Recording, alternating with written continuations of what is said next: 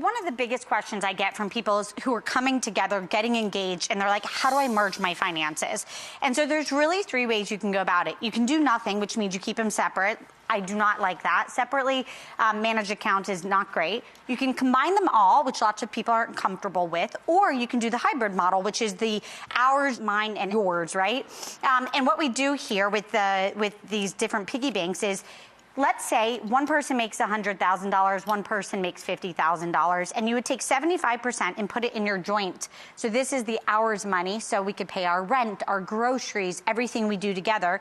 And then in each of the different mine buckets, what you would do is you would take the 25%, and what happens is now you have all of your joint expenses, and you have all of the things so that you want to go out, you want to have an extra glass of wine, you want to buy a present. You don't feel like you have to ask permission of your partner to do it. This is healthy. It is. So then the second question that we get, Rachel, all the time is, how do we prioritize contributing to my 401k if I also have a lot of credit card debt? And so I love this visual. So as you know, I'm a certified financial planner. It's near and dear to my heart.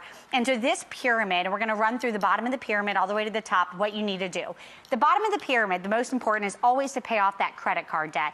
And credit card debt, the average American has a lot of it, so there's no judgment, but it's a big one. So then the second, the orange bucket here, is basic security. So this is having an emergency savings account, which we all need. How many months does emergency translate to for you, minimum? So super simple. If you're young and single, it's 3 months. If you're married with a mortgage, it's 6 months. And once you have kids, you need more money, it's 9 to 12. And that is liquid savings. The yellow bucket here is all about retirement. So this is saving for the future, your 401k, your IRA. The green bucket is all the fun stuff. So this is where you think about saving for a home, saving for a big trip, saving for a renovation. Vacation. Exactly. And then the blue bucket is really, you're now financially free. And this is when you get to just start living a more fluid financial life because everything below it is taken care of. So the question is, do I pay off my credit card debt first or contribute to my 401k? And here's the answer. If your company matches, that means they're giving you free money. It's like a free bonus. It's literally like extra cash that your company is giving to you. So we say you do both. You would pay off your credit card debt and take full advantage of that match. So that's the best answer. Don't ever cut it out, because it's like literally throwing money. It's literally, if somebody was going to give you a bonus check, would you throw it in the trash? Right. No. Never. Never. 401k matching is the exact same. So then the third question, Rachel, that we always get is, it's a buyer's market. When do I buy a home? How do I think about buying a home?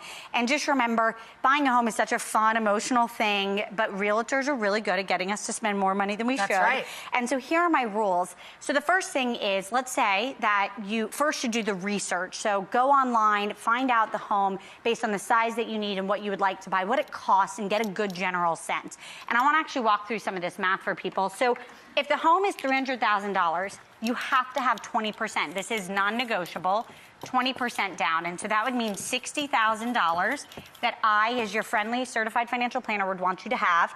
And if you just think about it, so let's say this family has $30,000 already saved, and they need $30,000 more. So then you would decide, when do you want to buy the house? And let's just say you decide in 2 years.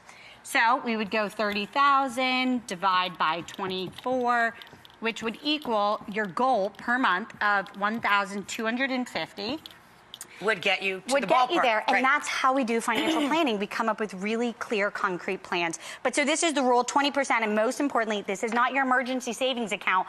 All of a sudden, you can't take from everything else to start manufacturing this number. And then the final question that I got all the time is, hey, I have a lot of credit card debt. There's 0% APR. I can go and put it on a balance transfer. Should I do that to pay off my credit card debt? And the simple answer here, Rachel, is yes. You can do it one time per year to a balance transfer, but after 6 months, that 0% APR skyrockets. So as your friendly financial planner, you can only do it as long as you can actually pay off that credit card debt in 6 months. As long as you can legitimately get rid of it in 6 months. Or else all you do is get into an even bigger pickle. You're spiraling into more debt. Correct. Right.